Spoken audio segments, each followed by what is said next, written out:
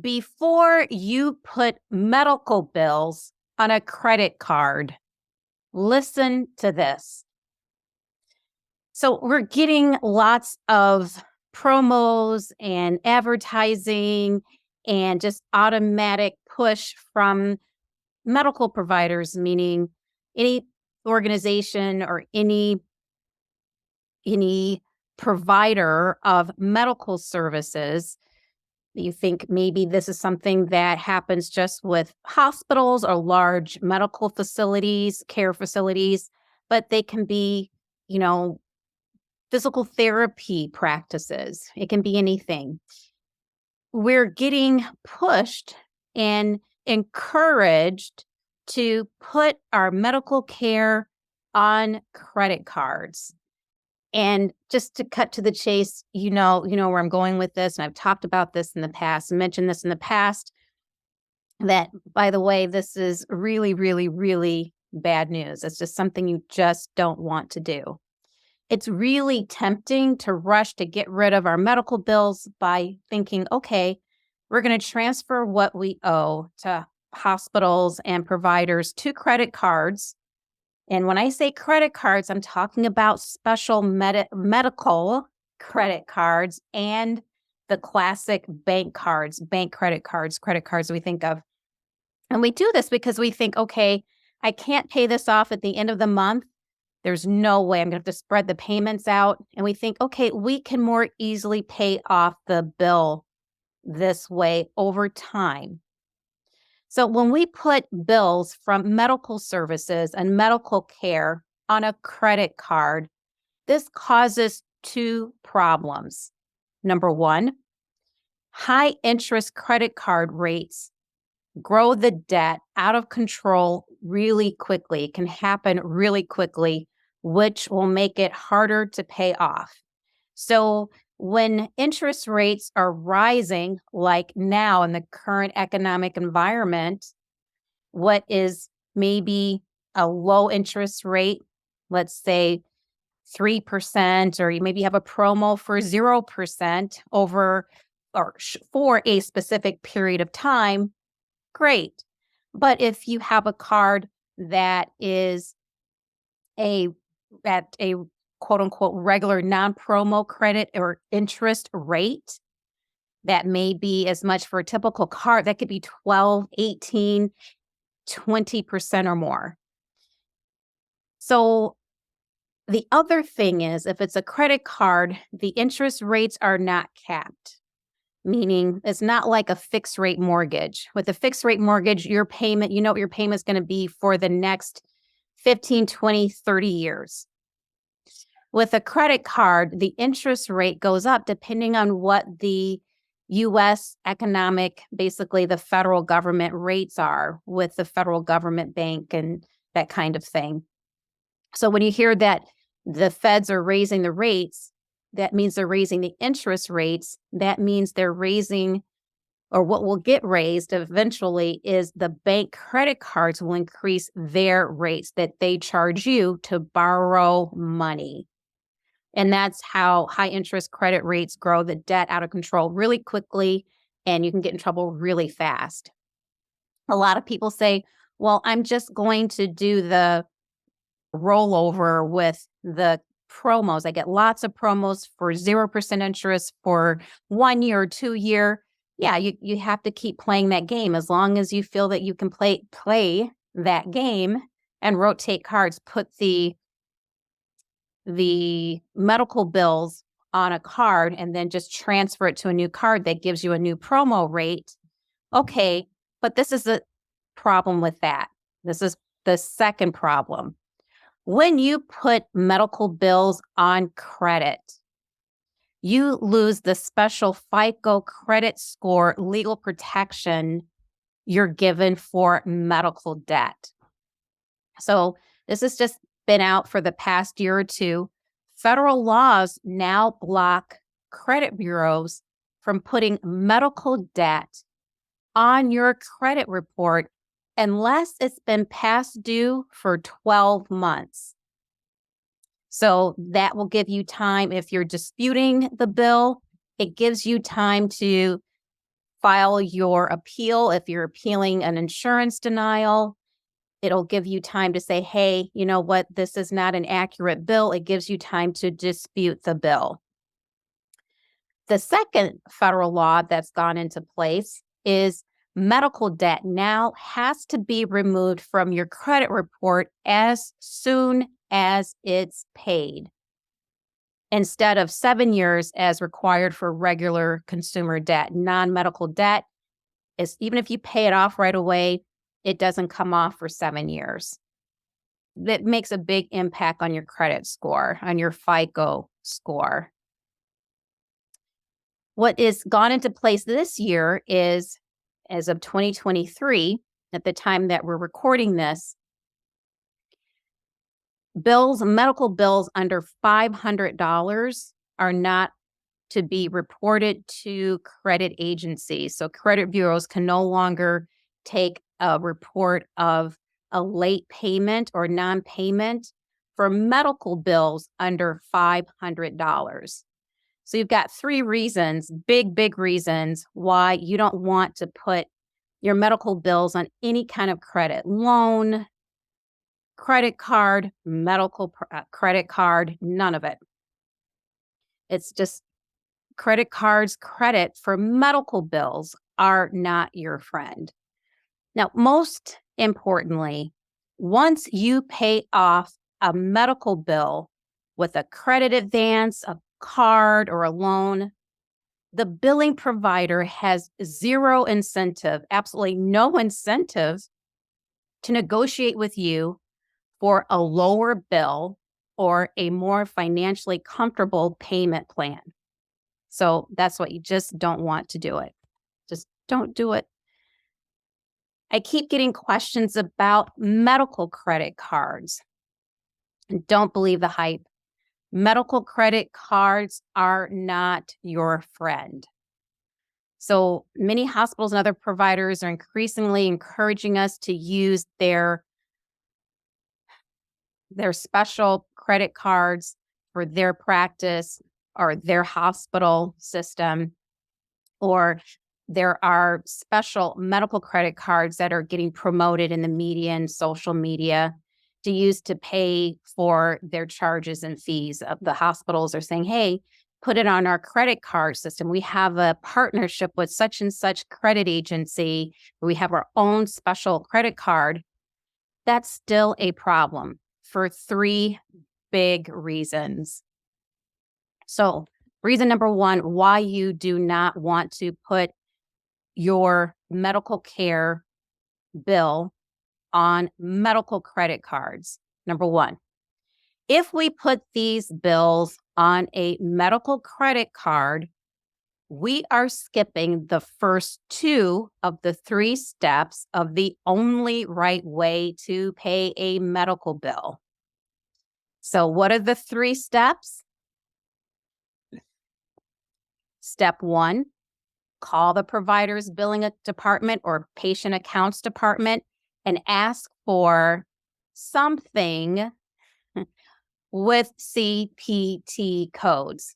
8 to 9 times out of 10, what we get as patients in snail mail asking for payment, saying this is a bill, this is how much you owe, it is not a real bill. So that's why I say ask for something, quote, something with CPT codes.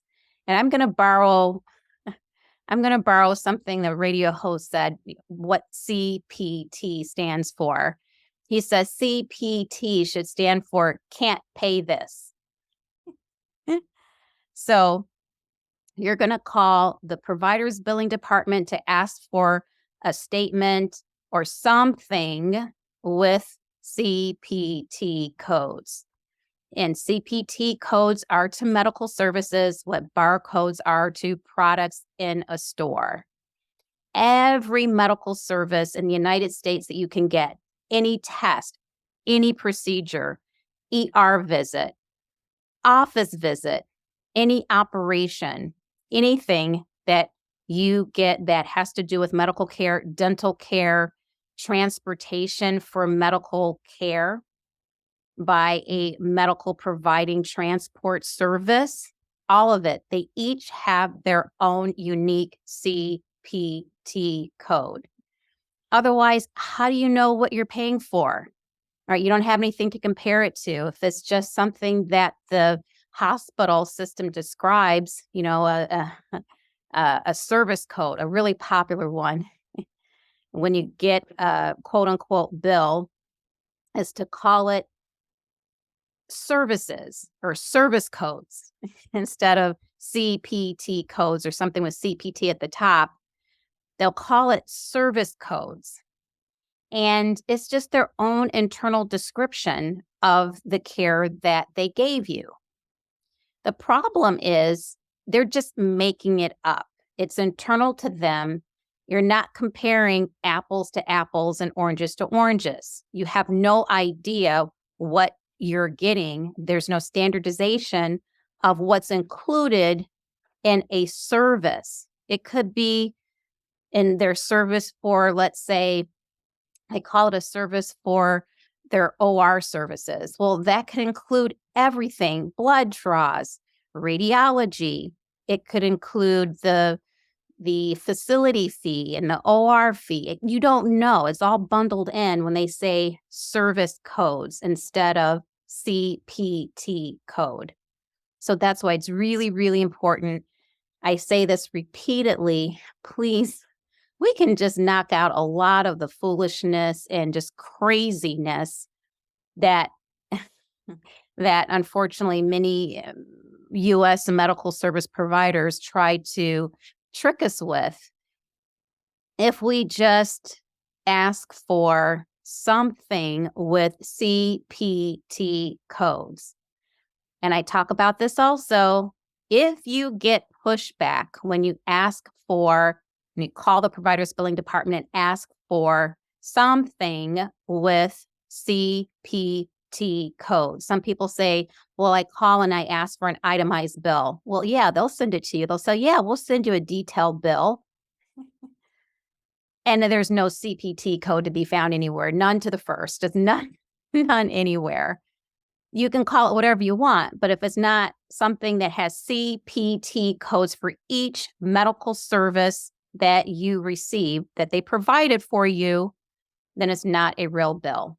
And so where I was going with this is often when you call and ask for it, a real bill or something or a statement with CPT codes, or you say, I need an itemized bill with CPT codes, sometimes you'll get pushback from the customer service reps on the front lines in the billing department or patient accounts department. And they'll say, well, we don't have that kind of bill here. You're going to have to call your insurance for that kind of information. Or we don't have those kind of bills here. We don't have that information here. So you're going to have to go to the next step, which is say, okay, who can I speak with? Who can give me a real bill or an itemized bill, or what I say, something, quote, who can give me something? Who can I speak with? Who can give me something with CPT codes as per HIPAA Federal Law, unquote.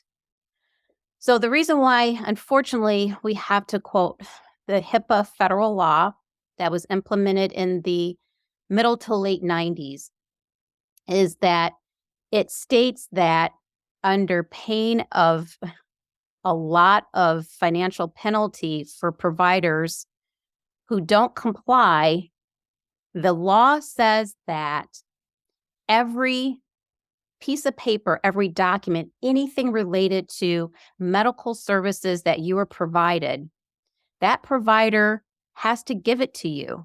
All the information related to your care, whatever the services they provide you.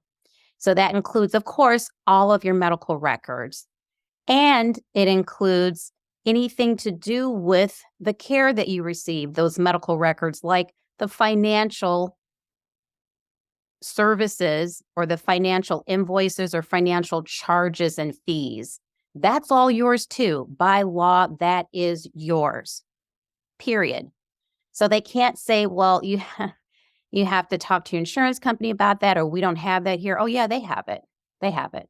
You just have to make sure that they know that you're going to file a civil rights complaint. And this is really interesting.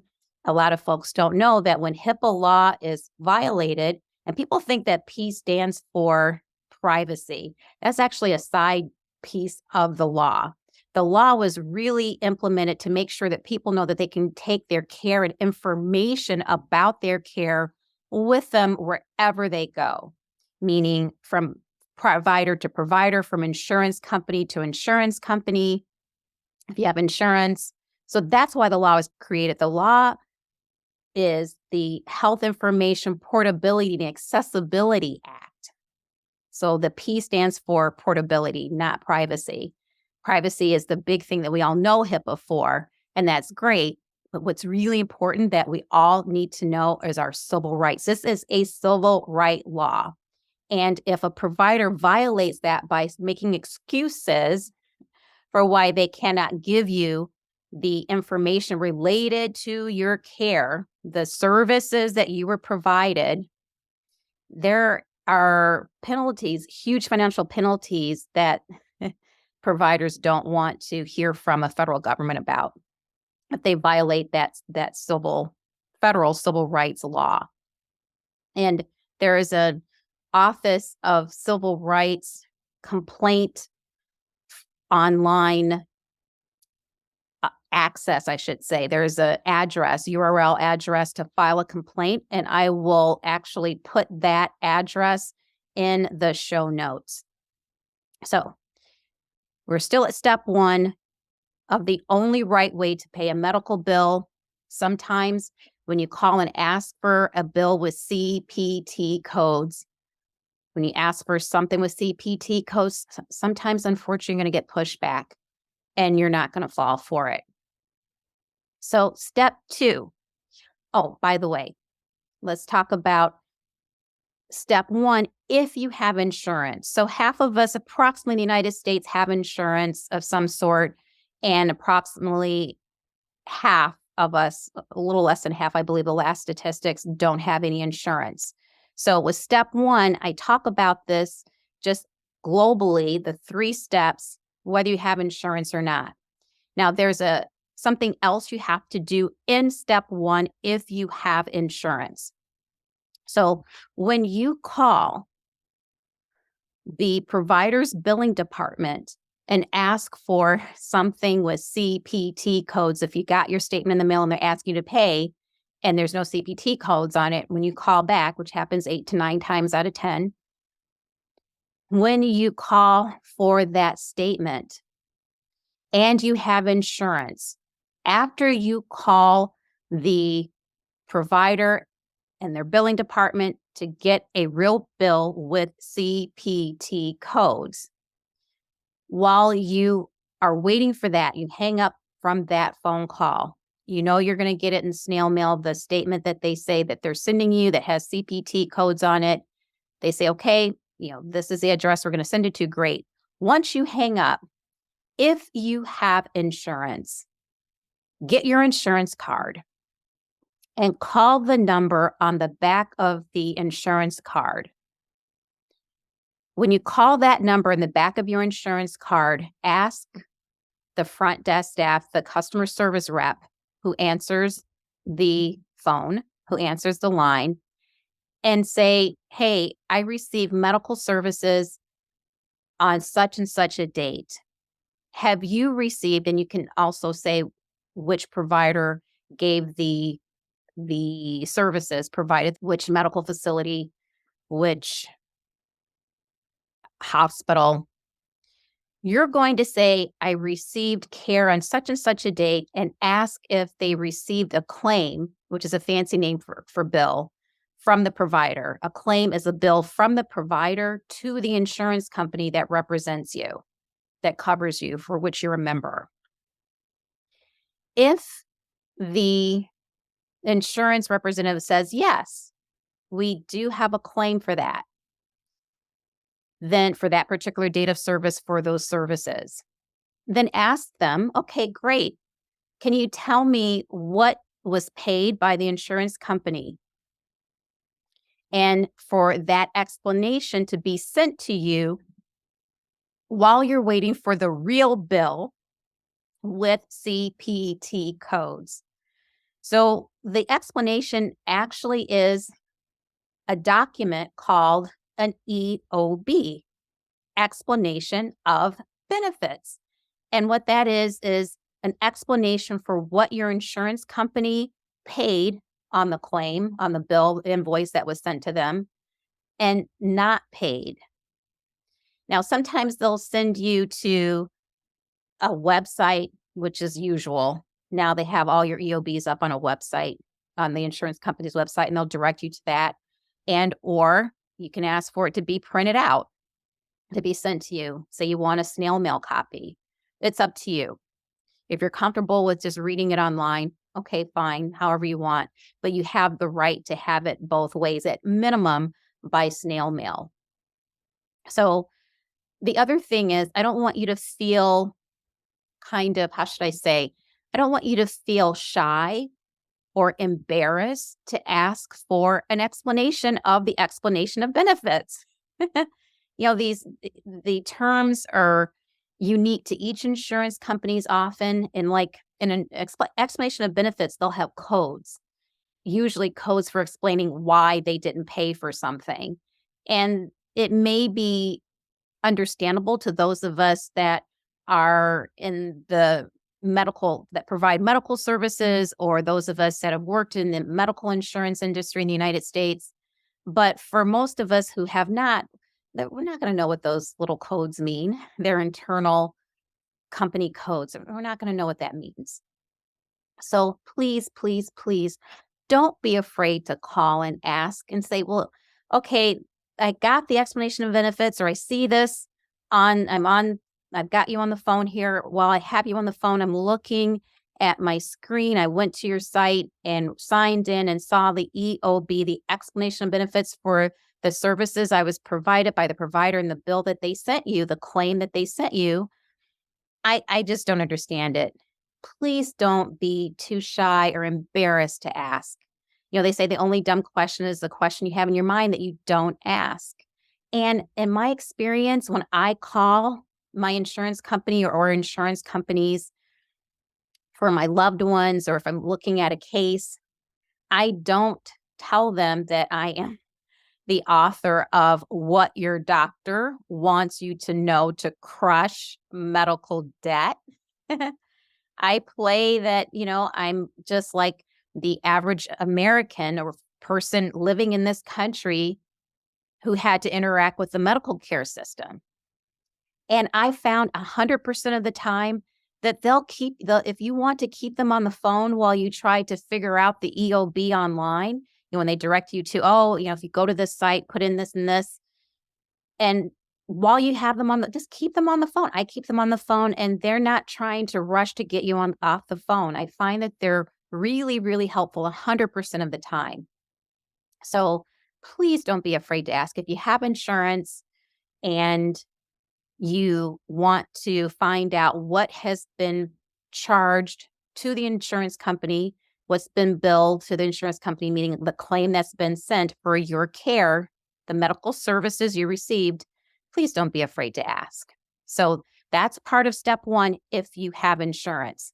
So, okay, so you call them, you have insurance rather, you call the number at the back of your insurance card and ask if they received a claim from the provider. Okay, great.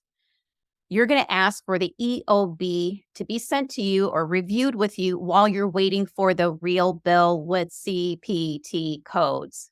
Now, this is the thing. If the insurance company says, no, we have not gotten a claim for that date of service by that provider, then what you're going to do once you get the alleged bill or statement, as I call it, I don't call them bills, that. When you get the alleged request for payment, the alleged bill from the provider, and assuming it does have the CPT codes you've asked for, you're going to call the provider back and tell them that the bill is erroneous because they did not send the claim to your insurance first, which they need to do before they bill you by law. They have to send, if you have insurance, they have to submit the bill or claim when it comes to the provider to an insurance company. They have to submit that bill to your insurance first. And then whatever is paid and not paid, then they can send you a real bill with CPT codes and including what your insurance paid or did not pay. They have to do this by law before they bill you. All right. So we know that's our step one from the 3 steps of the only run one right way to pay a medical bill. The 3 steps to apply to every medical bill we get. Step 2, you're going to take each of those CPT codes and Google it. Google each code to get the description of the service for which you're being charged. And while you're Googling that, put in the CPT code to find out what Medicare pays for the service. Now, I've been getting a lot of interesting, let's say, comments about the step 2, where I talk about, in which I talk about saying, okay, what does Medicare pay for each of those CPT codes? What does Medicare pay for each of those services you received? And I still get people saying, well, I'm not old, so, that has nothing to do with me. I don't qualify for Medicare. No, that's not why you're looking up what Medicare pays for the services you received. You're looking up what Medicare pays for the services you received is because that is considered the very basic fair retail price by institutions, medical care institutions in the United States. Anything above that is what usually, if you have commercial insurance, what commercial insurance providers, insurance payers, let's call them, will pay for those services. So anything other than what the Medicare rate is usually on average 300 to 500% more than what Medicare pays for that service. And it's really, really not unusual for it to be 1,000 to 2,000% more than what Medicare pays for the exact same service. So you're going to take all of those codes in step 2, make sure it sounds like when you get the CPT code, when you Google it, to get the description of the service you're being charged for, to make sure you're not being overcharged, double billed, to make sure that you received all of the care for which you're being charged. You're not being upcharged or what we call upcoded. You're going to total all of that, all of what Medicare pays for each of those services you received. And you're going to take that to step 3, that total that you came to in step 2, you're going to take to step 3 to call back the provider's billing department or patient accounts department and ask for an interest-free payment plan that fits your budget. So in our hypothetical example that I like to use a lot, let's say you had to have emergency hernia surgery, and the fantasy statement that you were sent, the wishful thinking that they were asking for, the provider was asking for, originally said, okay, you owe us $10,000. But there were no CPT codes on this statement, on this alleged bill. So you applied all 3 steps. And the first 2 steps, you totaled up that you actually owe what is fair, meaning the basic Medicare rate for what Medicare pays for that service. What the federal government pays for that service is only $3,000. You're going to call back in step 3 and say, you know what? I received a bill for $10,000 for this service. But in my case, I am willing and able to pay $3,000. Who can I speak with to get an interest-free payment plan? I can't pay it all at once. I can't even pay a big chunk of it. I'm going to have to put it on a monthly payment plan. Who can I speak with who can help me set up an interest-free payment plan? Now, I talk about this a lot too. When we call and ask for something, we're never going to ask closed-ended questions. Closed-ended questions are questions that can be answered by either yes or no. We're going to ask open-ended questions. And open-ended questions are what, how, why, who, are, or where. The reason why we ask open-ended questions is because it says, okay, we know that it can be done. Where is it? What is it? Who is it? How is it? As opposed to if you ask a closed-ended question, you're just giving the person on the other end, on the receiving end of your question, a free pass to saying no, no, no, no. So if you ask, can I get an interest-free payment plan, or can I talk to somebody about getting an interest-free payment plan? They can say no, no. But if you ask, who can I speak with, who can help me get or set up an interest-free payment plan, then they have to answer you somehow. And let's say that they say something like, well, nobody in this department. Well, then which department can I, which department can you connect me to who can help me? There you go. Usually if they say no, I can't help you with that. And I say, well, may I speak with someone? Nah, I just caught myself. I have to, even I do this all the time. This is the work that I do. Even I have to catch myself from asking a closed-ended question. So if they say, no, we don't have anybody who can help you with that in this department, then I ask, okay, who can I speak with in the department? Which manager can I speak with in the department? Or if they say, we don't have anybody here, or I'm the manager, or I'm the supervisor, then you can say, okay, who can I speak with in another department who can help me? Who can you connect me with in another department who can help me? Don't let them hang up on you. Get the information you need. If they can't connect you directly and they say, okay, I'll connect you, then say, please give me the number just in case we get disconnected, right? This happens all the time when you call for online help or something. They'll say, can you give me a number to call? Just at the beginning of the call, the top of the call, they say, can you give me a number where I can reach you just in case we're disconnected? When you're calling and asking for an interest-free payment plan, you are going to ask for, and they say, we don't have anybody here. Say, who can you connect me with? Who can help me? And they say, okay. If they say, okay, they'll connect you. Say, can you please give me the number? What is, and again, there you go. I said it. If you caught that, I just said a closed-ended question. Can you transfer, or give me the number rather? Ask, okay, great. Thank you so much. What is the number that I'm being connected to just in case I get disconnected? There you go. So when you do speak with someone who says, okay, this is what we do, we talk to you about payment plans, great. You want to make sure that you stick to a payment plan that fits your budget. And I always go back to our hypothetical example where we have a $3,000 bill that we got down from $10,000 because we applied the 3 steps.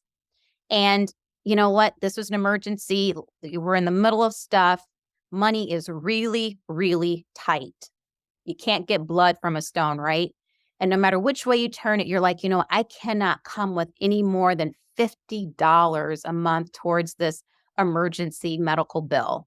This medical bill I got because I had to have my appendix taken out. Or I think our hypothetical example is a hernia. I had an emergency hernia operation. So you're going to think, oh my gosh, it's only $50 a month on a $3,000 bill. It's going to take me 60 months to pay this off, 5 years. And I say this all the time. So what? So what? And you're thinking, okay, well, they're going to give me pushback. And yeah, they will. That's their job. When I say they, the representatives of the billing department of the provider from which you received your services, they're going to say, well, you know what? Can you do 100? Can you do 100? It's going to take us forever to get our money. Please, if you can only afford 50, please, please, please stick to your guns, stick to your budget. They can say whatever they want. They can get snippy. They can whatever they want. They are not going to be with you if you miss a payment because you can't make that payment 1 month. You've been stretching. You tried to do $100 a month every month and you just don't make it. You're going to get sent to collections. Even if you're making a regular payments, if you make less than the payment that you agreed to, they can send you to collections, to a credit agency. Debt collections agency, which gets reported to a credit agency. So stick to your guns. And, we think, well, okay, well, oh my gosh, why would they accept this? They're not going to accept this, is what you may be thinking. The reason why they're going to accept it is because you're being proactive. You're coming to them. You're not running from them. You're coming to them and saying, hey, this is what I owe you. I know you sent me this bill, but this is what I owe you. And this is what I am able to pay. And they're going to say, yeah, it's going to take us forever for us to get our money. We provided you care or your loved ones care, and this is the way you treat us. We're never going to get our money. Yeah, you will. It will take time, but you will get your money. And the reason why they're going to accept that is because, again, you're being proactive and they know that they don't have to spend money. It costs them money to chase people for payment and to eventually have to sell a bill, uncollectible debt. They determine that's uncollectible for pennies on a dollar. They save more money by letting you make a fair payment, a payment other than what I call the MRSP, right? The manufacturer's retail sticker price, the Medicare base rate. They know that eventually they're going to be better off accepting that than having it go to collections, having to sell it for bad debt for pennies on a dollar. So that is what you're going to do. The 3 steps of the only way to pay medical bills. So getting back to the point of the discussion of doing the 3 steps of the only one right way to pay a medical bill is that if you put bills on a medical credit card, which many hospitals and other providers are increasingly encouraging us to use to pay their charges and fees, they're problematic for 3 big reasons. Number 1 is, I was discussing, if we put these bills on a medical credit card, we're skipping the first 2 of the 3 steps of the only right way to pay a medical bill. So we're skipping step 1. When you do that, they're just like, okay, go straight to pay this. So our hypothetical example of a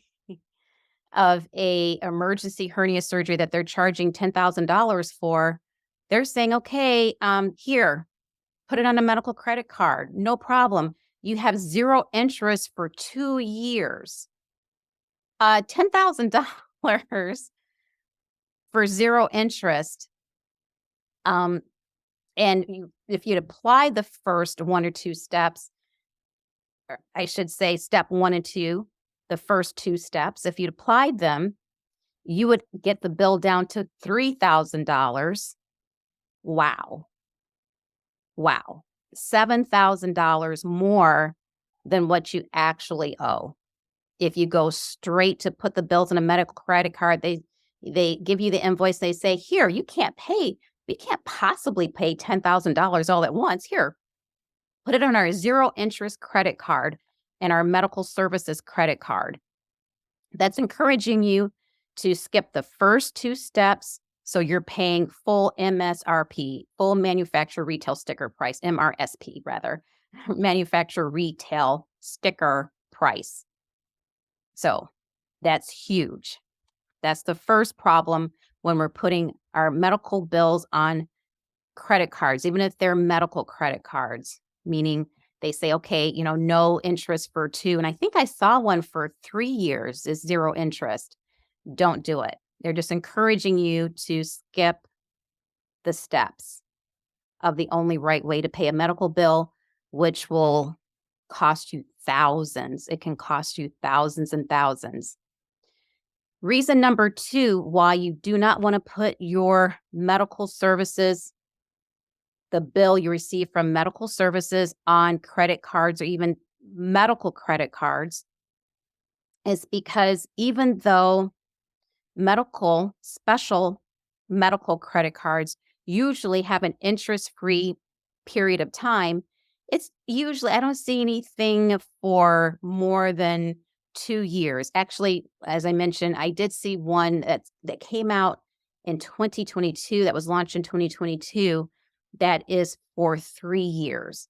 So the problem is, like I talk about why you don't want to put medical bills on a regular credit card, is because when interest rates rise, like now during the current economic environment, and we need longer to pay off the bill to be able to stay within our budget, the bill rises exponentially and can become even more unaffordable really, really quickly. The third reason why we don't want to put our medical care, the bills from our medical care, on specialized medical credit cards is because they can be included on your credit report, particularly if you miss any payments on the card or can't make a complete payment, and will lower your FICO score. So remember, the final step 3 of the only right way to pay a medical bill is to get an interest-free payment plan directly with the medical facility that fits your budget, which does not get included on your credit report and as a result does not affect your FICO score. Low FICO scores will cost you thousands of dollars with higher interest rates, like when you're applying for a car loan or you're applying for a home loan. Any kind of loan, if you have a low FICO score, they're going to put you in a category where they're saying you're riskier to pay it off. So they charge you more money at the beginning, meaning higher interest rates. They tack it on to decrease their risk over people with similarly low FICO scores over time. They figure, okay, so many people with this kind of a FICO score will default out of so many. This other higher FICO score, only so many will default.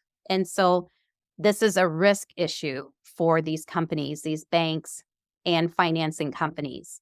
So if you have the lower your FICO score is, the more it's going to cost you in higher interest rates when you apply for something that you can't pay for right away.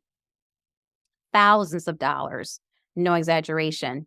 The other thing is, this really surprised me, is insurance premiums. Car insurance companies base their premiums, how much they're going to charge you to cover your car insurance. They charge you based on your FICO score. So the lower the FICO score, the higher the car insurance premiums. And so I guess over years these are people, they gamble for a living. This is risk. This is what they do. And right, you never bet against the house, right? So I guess they found out over years of looking at numbers, people with lower FICO scores tend to, I guess, have higher car insurance claims or more car insurance claims, more accidents or dings or something that they ask the insurance company to cover. Or the insurance company has to cover. So low FICO scores will also cost you over a lifetime tons more money thousands of dollars in higher interest rates and higher car insurance premiums. Last but not least, lower FICO scores will cost you maybe a home that you're trying to rent for you and your family and or your family. So if you're applying for filling out an application to rent an apartment or to rent a home, if you think about it, the owners of the apartment buildings or the home that you're trying to rent, if your FICO score is low, they're like, you have a history of not paying your bills. So, no, we're going to pass. It is what it is. They're just, that's what happens. They make assumptions. And if your low FICO score is just for medical bills, they don't know that. This is why you got to keep your medical bills off of credit cards and credit agencies and credit bureaus. Keep, I think I talked about this before, dance with the one that brought you to the party, right? So you're going to keep your debt with the medical provider that you have the bills with. And finally, I did not know this either. This is really surprising to me. There are some employment positions where they will review your FICO score to determine if you get to have the position or not. So I didn't know this. This is crazy. But I'd heard about, some employment positions are sensitive. So like if you have to deal with money, yeah, they're saying, okay, if somebody has a low FICO score, they may be tempted. They may be have temptations that would say, you know what, this just having them around and have access to money is not probably a good idea. That makes sense to me. But I found out certain jobs with the federal government that will not, if you have a low FICO score or God forbid declare bankruptcy, you will lose your job. I have a family member who works for the federal government, and they said, if I had to, he was concerned that he was going to have to file bankruptcy to deal with debt from legal fees from a divorce. And I said, oh my gosh, why would you lose your job? You don't have anything to do with dealing with money. Well, they feel that it's a sensitive position that you could be at risk of being bribed if you're hard up for money. And that's reflected in a low FICO score or, God forbid, having to declare bankruptcy. So that's a big deal. And then this is what's really crazy. I found out just like in the last month or two, there was someone who had a low FICO score because of a medical bill she couldn't pay. And she wanted to apply to the U.S. military, branch of the U.S. military. And they told her that she could not be brought on as a member. She could not enlist. They were not going to let her enlist until they said she took care of those bills or that bill, whatever it was that was hitting her FICO score. And she said it was a medical bill from years prior, like 5 years prior when she was younger. This is someone in her 20s. I want to say her early to mid 20s. And they said, no, from this low FICO score, they said, clean it up and come back and apply to be a member, to serve your country, to be a member of the U.S. military. I just thought that was crazy. I just did not believe that that could happen. And it's true. It really happened. So please, please, please, please. These are the reasons why you don't want to put any of the bills from medical care you received on credit. Credit cards, medical credit cards, bank cards, loans. No, don't believe the hype. Medical credit cards are not your friend. Just don't do it. Don't fall for it.